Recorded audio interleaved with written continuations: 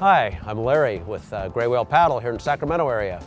I've been in the paddleboard business about 14 years, instructing 6 or 7, and I'm here with the Sea Eagle needle nose inflatable board to show you some of the basics of stand-up paddleboarding.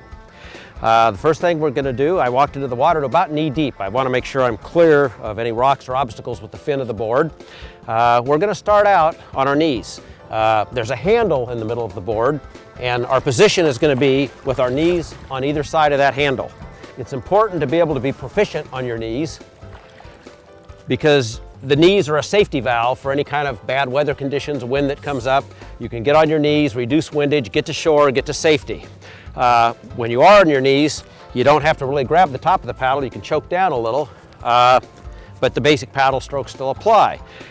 Once we're on the board, we're going to take our paddle. The orientation of the paddle is a bend forward. It's called a bent shaft paddle. A lot of beginners want to aim it the other way for some reason, but it doesn't. It aims forward. It gives you better reach forward, and it gives you cleaner exit at the back. So that's how the paddle goes. When we're standing, we're going to put our hand on the grip, but when we're out on our knees, that's really too high. It's kind of awkward, so we can grab it down here. And we're going to get on our knees, and we're going to float around a little bit, just get a feel of the board, a feel of movement with the paddle. Then we're going to lay the paddle on the board. Some people advocate across the board. I don't. You can actually tip and catch water and get really unstable. On the board, the blade canted upward so we don't put stress on the shaft.